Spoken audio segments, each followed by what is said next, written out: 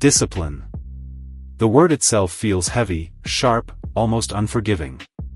It does not caress you with comfort. It does not whisper ease into your ears. Discipline is the steel of character, the fire in the furnace, the invisible force that separates the many who wish from the few who achieve. Every great fortune, every empire, every legacy etched in history rests not on fleeting motivation, but on discipline, the unwavering commitment to a vision when the world offers you every excuse to abandon it.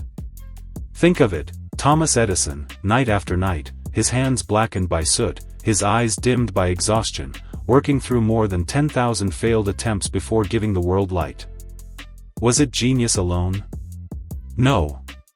It was discipline that tethered him to the bench, that refused to let failure taste like finality. Or Henry Ford, who faced bankruptcy multiple times, ridiculed for his dream of a car for the common man. He could have surrendered.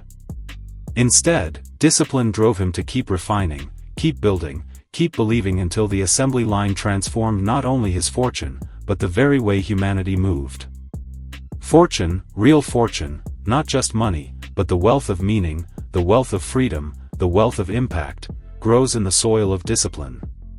Without it, dreams decay into regrets.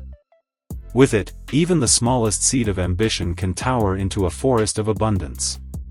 But let us strip discipline of its sterile definition. It is not punishment. It is not chains or cold restriction. Discipline is a declaration of allegiance to your highest self. It is the art of choosing what you want most over what you want now. It is the silent architecture of success, the invisible contract you sign with your future. Discipline says, I will not betray the greatness within me for the weakness around me. Look at history's titans. Andrew Carnegie began as a poor Scottish immigrant, working in a cotton factory, earning barely enough to survive. Yet he disciplined his mind to learn, to observe, to seize opportunities others ignored. He studied voraciously, worked relentlessly, and turned his discipline into one of the greatest fortunes of the industrial age. And Walt Disney, who was fired from a newspaper because he lacked imagination, disciplined himself to keep creating when the world doubted him. Bankruptcy struck him, critics mocked him, yet he refused to bend. His discipline carved a kingdom from dreams. Why do we admire such stories? Because deep inside, we know the same seed lies within us. We know we are capable of more than what our habits, our distractions, our excuses allow. But knowing is not enough. It is discipline that unlocks it. Discipline that turns potential into power. And yet, discipline does not arrive with fanfare. It is not a flash of inspiration, nor a surge of adrenaline. It is subtle, unglamorous, almost invisible. Discipline is waking up before the world, when sleep tempts you. Discipline is putting pen to paper when your mind is tired. Discipline is saving when the crowd is spending. Discipline is practicing when no one applauds.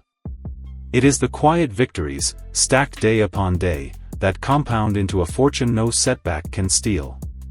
You see, the undisciplined life will always cost more than the disciplined one. Comfort has a price. Laziness has a price. Delay has a price. The man who neglects discipline pays with regret, with lost years, with the weight of what could have been. But the man who embraces discipline pays upfront with effort and earns compound interest in freedom, mastery, and wealth.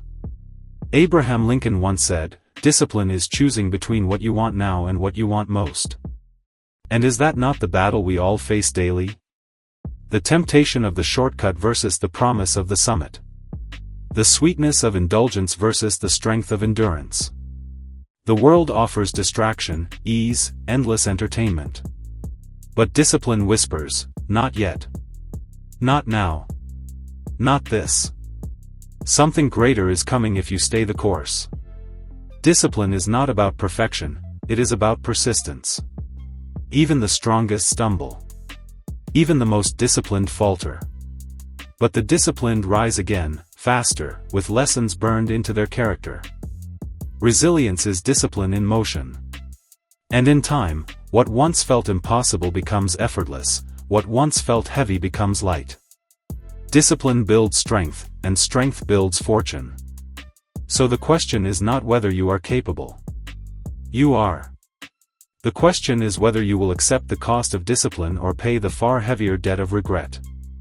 For every fortune, every legacy, every great name written in the story of mankind was paid for with discipline, purchased with the currency of consistency, sacrifice, and self-mastery. And perhaps the greatest truth of discipline is this: it is not the enemy of freedom. It is the father of it. The man without discipline is enslaved by impulse, bound by weakness, chained to mediocrity. The man of discipline breaks those chains, forges his destiny, and earns the right to live free, financially, emotionally, spiritually. Fortune follows not the wishful, but the disciplined.